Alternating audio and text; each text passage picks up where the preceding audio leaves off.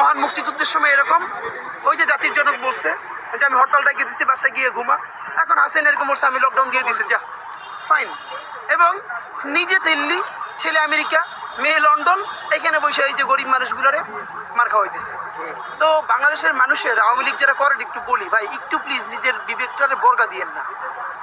নিজের বোনকে নিয়ে পালাই গেছে, আর বাচ্চা কাচ্চা তো দেশেই থাকে না, এখনো তার কথায় আপনারা নিজের জীবন ধ্বংস করেন না।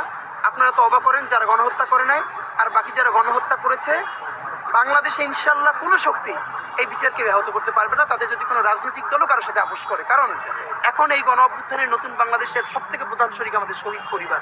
সুতরাং কয়েকশো কোটি টাকা দিয়ে ডিল করে আপনি একটা শহীদ পরিবার কিনবেন যার সন্তানটা হারাই গেছে, একমাত্র সন্তান চিরতর অন্ধ হয়ে গেছে, পঙ্গু হয়ে গেছে। সুতরাং ইনশাল্লাহ আমরা রাজপথে আছি, আপনাদের মাধ্যমে বলতে চাই তারা যে কোনো জায়গায় শাহবাগে যদি না আসে, যদি বলে যে ওইখানে যাবে, আমরা তো পুলিশ তো অফকোর্স আমাদের সাথে যাবে না, আমরা সেখানে গিয়ে তাদের সাথে প্রতিরোধ করতে চাই। এবং সকাল 11টায় আমরা আওয়ামী লীগের কার্যালয় অভিমুখে যাব।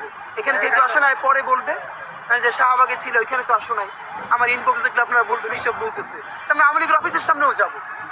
তো যদি তারা ন্যূনতম সাহস তাদের থাকে, তারা তার প্রতিরোধ গড়ে তুলুক। গত 15 বছর বিএনপি, জামাত ইসলামী, অন্যান্য দল তো প্রতিরোধ গড়ে তুলেছে, তারা তো দেশ ছেড়ে পালায় নাই। তো তারা যদি রাজনীতি করতে চায় তার প্রতিরোধ গড়ে তুলুক।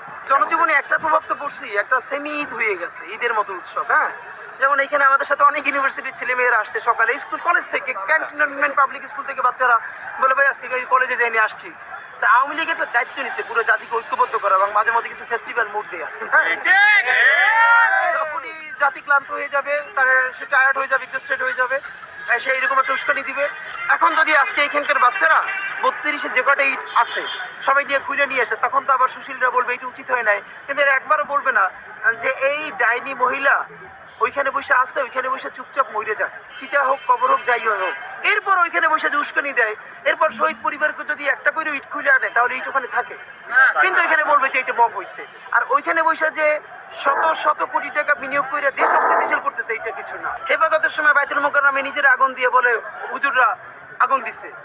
এখন সর্বশেষ আগুনের সাথেই যে আওয়ামী লীগের সম্পর্ক প্রমাণ হলো, দেখেন জুলাই গণ অভ্যুত্থানে আশুলিয়ায় 6টা লাশ, এর মধ্যে একজন তখনও মারা যায় নাই, প্রকাশ্য দিবালোকে তারা আগুন দিয়ে পুইরা কয়লা বানাই দিচ্ছে। আমরা দেখেন যত সহজে বলতে পারতেছি, এটাকে এত সোজা।